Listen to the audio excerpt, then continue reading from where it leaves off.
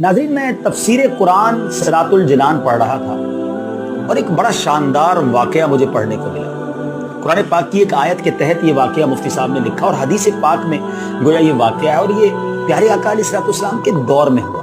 ماجرا یہ تھا کہ ایک شخص جس کا نام تھا سالبہ پیارے آقا علیہ الصلوۃ والسلام کے پاس آیا اور کہتا، حضور میرے مال میں برکت کی دعا کر دیں۔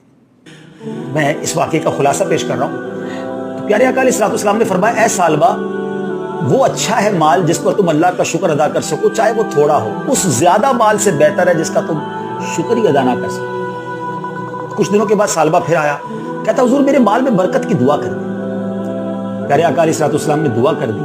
اب نبی پاک دعا کریں تو قبول تو ہونی تھی۔ اس کی بکریاں ملٹی پلائی ہونے لگ گئی۔ اب اتنی بکریاں ہو گئی کہ مدینہ منورہ میں جگہ ہی نہ بچی جہاں وہ اپنی بکریاں رکھ سکتا۔ وہ اپنی بکریوں کو لے کر شہر سے باہر جنگل میں چلا گیا۔ اچھا، مال تو بڑھ گیا، مگر پہلی محرومی اس کو یہ ملی کہ وہ نماز میں نہیں آتا، جماعت میں اور جمعے کی نماز میں بھی نہیں آ سکتا تھا۔ نبی پاک علیہ الصلوۃ والسلام نے پوچھا، سالبہ کا کیا حال ہے؟ صحابہ کرام نے کہا، حضور بہت پیسے ہو گئے، بڑا مال ہو گیا، اتنی بکریاں ہو گئی کہ اب مدینے میں جگہ ہی نہیں رکھنے کی۔ نبی پاک علیہ الصلوۃ والسلام نے فرمایا، سالبہ پر افسوس ہے۔ اب نبی پاک نے یہ فرمایا تو دیر از سم تھنگ رانگ۔ اب کیا ہوا؟ اتنی بکریاں بڑھ گئیں کہ اب جنگل میں بھی جگہ نہ بچی۔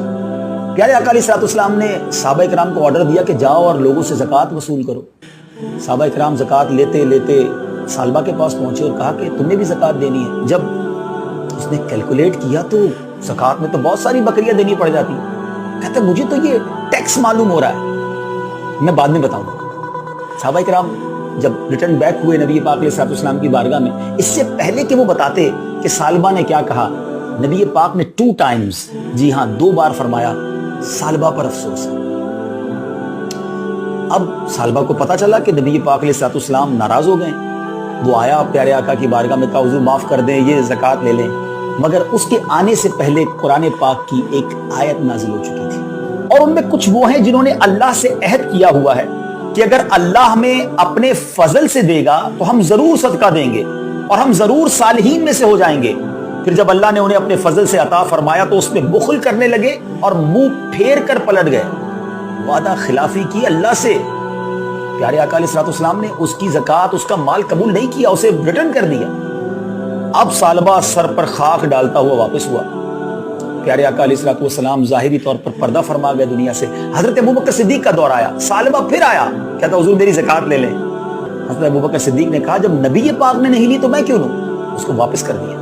وہ حضرت عمر فاروق کے دور میں آیا، حضرت عمر فاروق نے بھی لوٹا دیا۔ سیدنا عثمان غنی رضی اللہ تعالیٰ عنہ کے دور میں اس کا انتقال ہو گیا۔ ناظرین، اس واقعے کے بعد قبلہ مفتی قاسم صاحب نے تفسیر قرآن صراط الجنان میں کمال کی باتیں لکھی کہ آج ہم کیا کرتے ہیں؟ دعا کرتے ہیں، یا اللہ بس مال دے دے، پھر زکوٰۃ بھی پوری دینی، پھر صدقہ بھی خوب کرنا، پھر میں تیری راہ میں خوب خرچ کروں گا، مسجدیں بھی بناؤں گا۔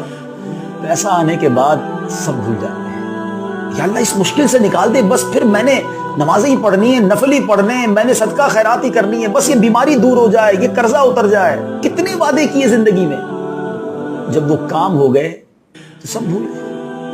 اور کیجئے، کہیں ہم یہ والا کام تو نہیں کر رہے جو سالبہ نے کیا تھا؟ اور پھر ایسی لعنت ہوتی ہے کہ پھر اس کی زکوٰۃ بھی قبول نہ کی گئی۔ علماء نے اس پر بھی ڈیبیٹ کی ہے کہ کیوں سالبہ کی توبہ قبول نہیں ہوئی، سالبہ کی زکوٰۃ قبول نہیں کی جاتی تھی۔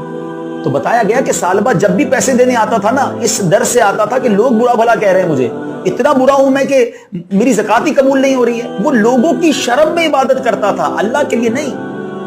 آج بھی کچھ لوگ ایسے ہیں کہ اس لیے نیکیاں کرتے ہیں، اس لیے حج کرتے ہیں، اس لیے زکوٰۃ دیتے ہیں، اس لیے قربانی کرتے ہیں، بڑے بڑے جانور لاتے ہیں کہ لوگ کیا کہیں گے اگر میں نہیں کروں گا، کنجوس کہیں گے لوگ۔ لوگوں کے لیے عبادت کر رہی ہے۔ پلیز سوچئے، اللہ کے لیے عبادت کریں اور اللہ سے جو وعدہ کرے اسے پورا کریں۔ ہمیں رب نے بہت کچھ دیا ہے، جو دیا ہے نبی پاک کا وہ جملہ یاد رکھیے گا کہ وہ تھوڑا اچھا ہے جس کا تم شکر ادا کر سکو، اس زیادہ سے جس کا شکر بھی ادا نہ کر سکو۔ آخری بات کہہ کر گفتگو ختم کرتا ہوں کہ ایک بڑا پیارا کوسچن کیا گیا کہ ہمیں کیسے پتا چلے کہ یہ نعمت ہے جو ہمیں اللہ نے عطا کی ہے یا یہ ہماری آزمائش ہے۔ علماء نے بڑا پیارا جواب دیا کہ جو نعمت تمہیں ملے اور تمہیں اللہ سے قریب کر دینا، سمجھ لو وہ نعمت ہے۔ اور جب تمہیں کوئی نعمت ملے، کوئی مال ملے، کوئی بھی چیز ملے اور وہ تمہیں اللہ سے دور کر دے، سمجھ لو وہ آزمائش ہے۔ تو اللہ سے ہم اچھی نعمتوں کا سوال کرتے ہیں جو ہمیں رب سے قریب کرتے ہیں۔ صلو علی الحبیب صلی اللہ تعالی علی محمد صلی اللہ علیہ وسلم.